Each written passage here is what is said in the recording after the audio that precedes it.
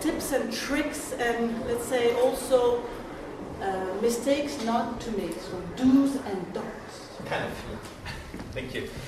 Well, yeah, to start, this is going to be very, very short. This is more a heads up. It's just you do not improvise as a medical developer. Well, you can at the beginning, but when you want to sell your product, it kind of becomes difficult. We are in a hackathon. I myself consider more on the hacker side than on the medical side. I spent most of my life developing video games. I still love to program my old Amiga in assembler in my spare time. You know, I'm a core one. And I joined a medical company 1 year and a half ago, and I've had quite a lot of surprises actually. And this is kind of telling you the main things I've taken out of this entering the medical field experience. So that was the intro. So when you want to create a medical product, first you have to ask this simple question: is that medical product? If I want to, I want to use Oculus Rift to help people fighting against their arachnophobia. Say, is that a medical product or not, or whatever? So there are a very clear definition. This is the definition from the FDA. So a medical product is intended for use in the diagnosis of disease or other conditions, or in the cure, mitigation, even mitigation, treatment or prevention of disease in man or other animals. This is the definition of the FDA. So for the CE mark, if you're only targeting Europe, you can remove animals.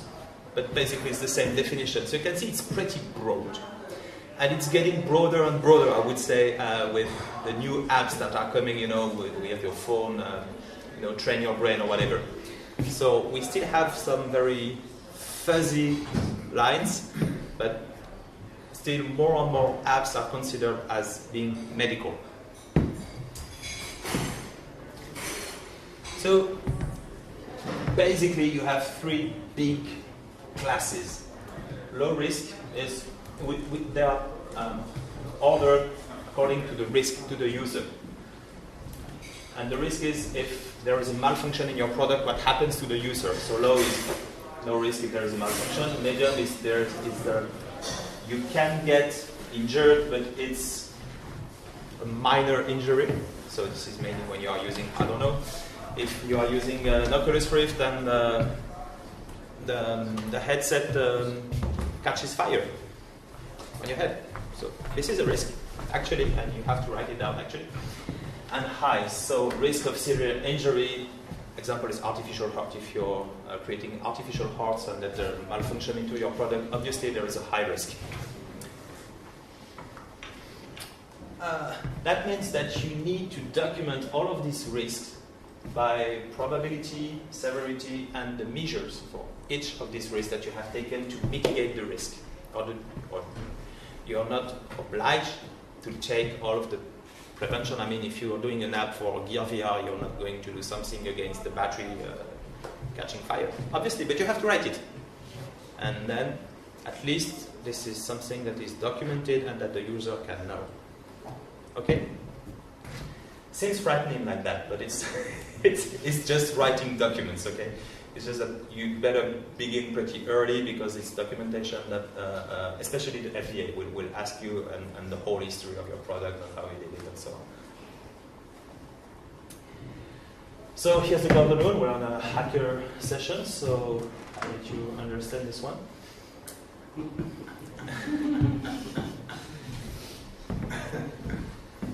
This is very easy. If the patient benefit is higher than the risk, then your medical device or medical app will be accepted as a medical device. So you have to describe basically what's the risk and what's the benefit. Let me give you a very simple example. Defibrillator.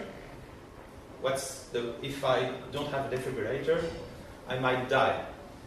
So whatever the risk, the patient benefit will always be higher. Because if I don't use the defibrillator, I will die anyway. So if it kills me, anyway, I'm going to die. You know what I mean? So it's an extreme example, but it shows that it's really, the benefit has to be higher than the risk. As simple as that. So you have to describe that and, of course, to prove. So yeah, come on, we just want to get people using Oculus to fight arachnophobia. That's not that much risk, obviously, but sometimes people will tell you that blue LEDs are bad for your eyes and it has to be documented. And you know you have blue LEDs at 3 centimeters from your eyes. You have the epilepsy risk. You have to put a warning. It's still just like any video game. Inner ear perturbation. This one is very interesting. I read an article written by a US Navy expert that has been working in the last 20 years on anything around VR. This guy had access to the most expensive hardware you can find on Earth. I mean, headset VRs that cost more than $100,000, you know, developed by the army for the pilots and so on. And he said some of the guys, even 6 hours after the session, still had dizziness, and some had car crashes because it perturbates the inner ear. I mean, with very, very expensive hardware. So just to tell you, there are risks. They have to be documented, mitigated when possible, but once again, it's a question of documentation.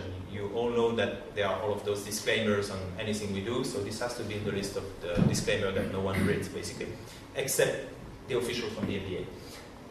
I mean, you in the US know better than I that these guys are just like the Texas Rangers. They can come into your company, they have guns, and they can close your company immediately.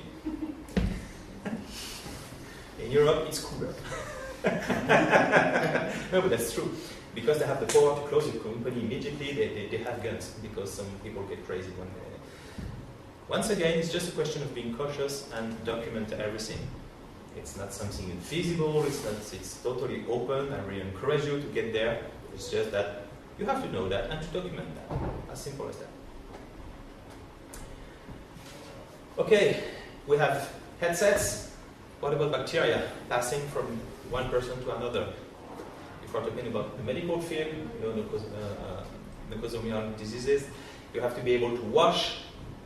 Maybe the paint is going to go off of your device when you wash it with 2 abrasive products.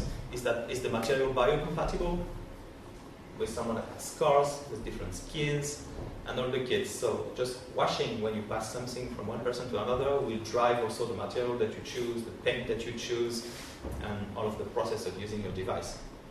Unless, of course, everyone has his own headset. But you have to think about hygiene.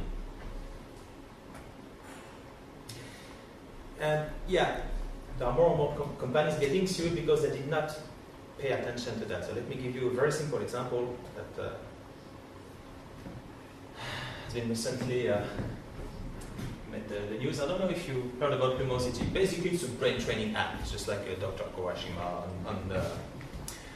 on the DS some time ago. So they had, okay, be sharper, remember things faster. This guy is a real UFC star. I say, oh, I'm using this software, so I'm sharper, I go faster, and I can dodge, etc. And be a better, you activate it better. Okay, so it's just brain training stuff, classical apps. All right.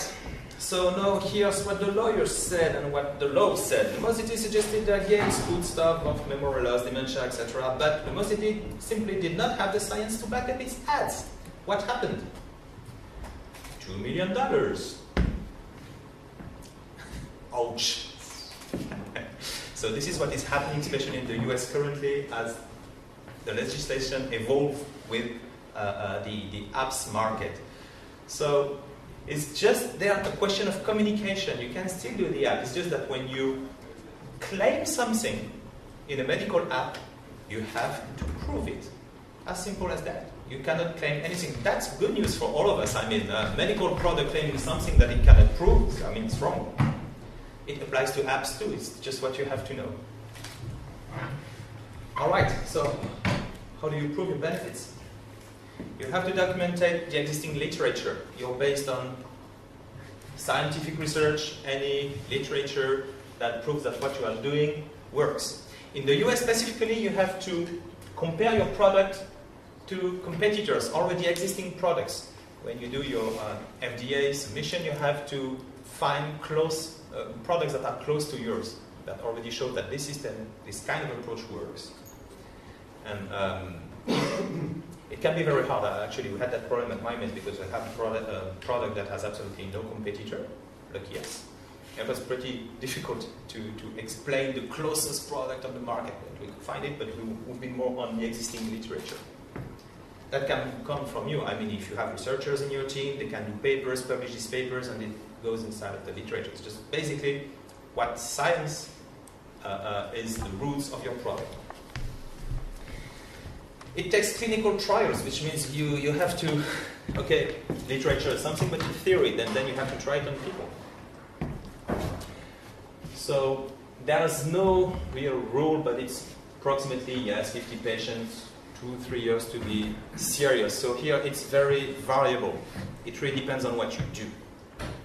At MyMaze, we are specialized in stroke patients. This is something damn serious. It's not just brain training, so of course it takes a lot of validation. Still, if you say that you make people smarter, you will have to measure it after, before, after. So look, it's not really medical. Finally, I'm not going for a medical app. So this means that you have to pay attention to your communication. So it means you cannot go in hospital on some patients. It means that you cannot claim anything with medical words, such as patient, treatment, pain. You cannot go and have a booth at the medical fair, because otherwise you consider yourself as a medical product. So you cannot, play on both. It's perfectly fine if you say, look, I'm a wellness app. You all know there's that 7 minutes workout app that is so successful. Okay, you do push-ups and so on. This is wellness and the stuff there. You can do some wellness app for your brain. It's fine, provided you always remain wellness. You never say patient, you never say disease, you never say, that kind of thing. If you remember the definition, am I too long? No? If you remember the definition that I gave you from the FDA on the first slide. Let's get to code. So you have constraints. Of course, everything must be verified and validated, but all of you already use unit test and code review, of course. This is for all of the classes. If you remember, class ABC is depending on the risk, low, medium, high risk.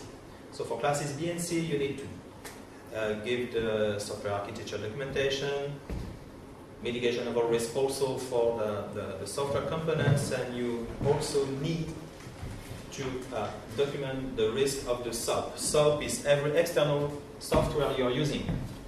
The operating system, Unity, anything you didn't write yourself. Class C is even higher. Then there you need the full source code of everything you're using, including the operating system. So I wrote, even Linux is not authorized. You cannot use Linux. It's not medically certified for class C, but class C is high risk, which means patient death in case of malfunction of your device or software. You have concerns concerning the hardware. So if you do your whole hardware sourcing, so you need to make sure that all of the people that are providing components to you are also certified, validated, and that also they will be able to provide you the parts during the whole warranty period of your product. If I sell a product with a 4-year warranty, I need all of the components to be available on the market, because otherwise I won't be able to replace parts. And that can be a huge problem, especially in the VR space. If you take screens, LED screens that you have on headsets, they last for 2 years on the market maximum, and then you cannot buy them anymore. So you have to create stock or to change your provider, etc. So there's you have also to think about who's providing you the hardware. I've already spoken about the materials, biocompatibility, inflammability, how do you clean it? Can it last 4 years in a hospital if you clean it every 30 minutes when I switch from a patient to another one? And the calibration of your hardware. If you're doing, for example, at MyMaze, we are doing gesture recognition, and we ask the patients to do certain gesture for rehabilitation. If the virtual arm that you see in the app is 5 centimeters away from where your actual arm or hand is, you're teaching your patients to do the wrong move. Of course, so if you are a bit familiar with tracking and cameras and so on, calibration is very, very important, and it's a software plus hardware. You need to adjust the lenses and so on.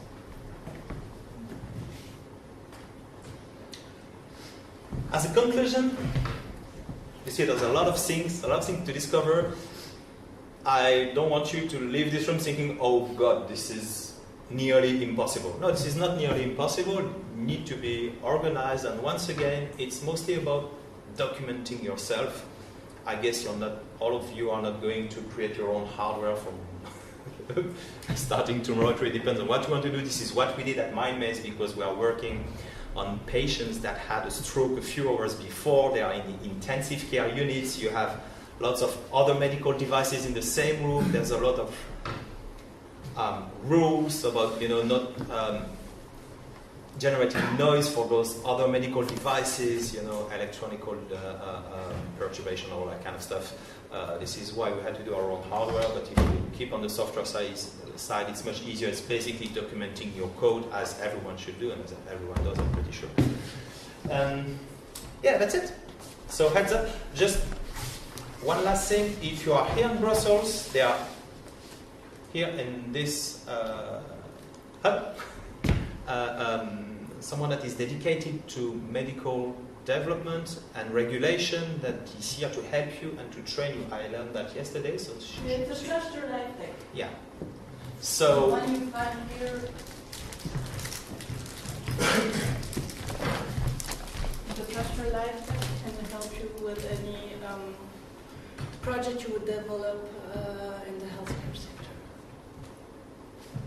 They know all that. They will guide you out, and also there's a lot of very good software that is here available, and you just fill the right things and they generate the whole documentation for you.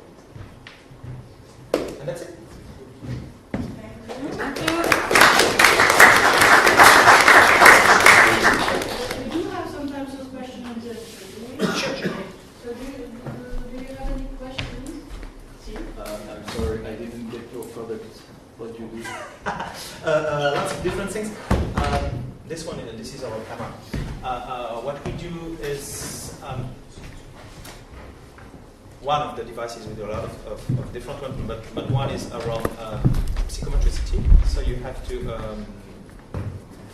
help patients to require autonomy for upper and lower limbs. So they have to do physiotherapy moves and repeat them again and again. What we do is that we gamify that, so they just like Xbox Kinect game or a Wii game, But we are tracking the movements. We are making sure these are the right movements. It works if the patient is inside of the bed, so you cannot choose the Kinect or stuff like that because it doesn't work with the Z buffer. So yeah, basically this is what we do on that product. So that's out of thin air. You don't have a robot that's actually driving your hand. No. We are working on the haptic side too, but no, here it's up to the patient to do the full move. You can have some gravity compensation and all the kit, but okay. I have a question about the clinical trials that you need to have, like to back up your service or your product. How do you end up with this medical evidence? Do you cooperate with the universities? Or Yes, with hospitals. Unfortunately, you quite often have to pay them because there's a protocol. Yeah. You have to have a placebo sample of people. You need to have your people. The doctors have to fill a lot. They have to do a lot of paperwork, so you have to pay them for that. And you need to have patients that agree to test the product and so on. So you need to go in the different clinics in general with universities it's easier. In general, the like that kind of thing. We work a lot with Stanford, for example, in the US. That like that kind of new things and are pretty willing to help. If you solve a real issue, I mean it's pretty easy. Yeah. Okay. Still, it takes money. Yeah. That's the issue.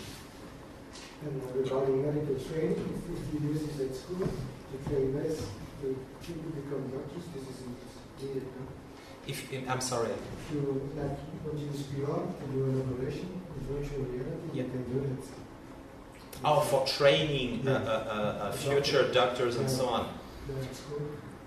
I think this is fine because you are not You are not a patient. You are not curing anything. You do not have really medical claim. It's more training claim. Yes, so as long as it's medical trained. Well, yeah. Yeah, As long as they get trained well so that they don't yeah. mess it up when it's a real Yeah, patient. sure, but it's not your responsibility. It's the responsibility. It depends on how you write your doc, but it should be on the responsibility of the teacher, actually, that uses the tools he wants. I mean, a teacher can use Excel to teach something. He uses words to create his documentation. You know what I mean? These are not medical software, so it really depends on how you write your documentation. What's your experience in the ear industry? So you say there is a problem of bacteria on the helmets. Did you already deal with it? How do you counter that? Yes, actually, you have different materials that are available, so you have to deal with your manufacturer. There are different kinds of plastic, of foams, and so on. So mainly, the best advice I can give is make it washable, waterproof. We made a headset that we showed in GDC 2 years ago that is washable. For example, you can put it under the water. So that's the best thing. Did you try with the gear here? I suppose it's not clean enough to be able to use in a hospital, I suppose. We have our own headsets. You have your own and you work on your own. Okay, no problem. So, you know. Yeah, no, I was just asking to know. Yeah, and yeah, for the main product that we have anyway, it's not a headset.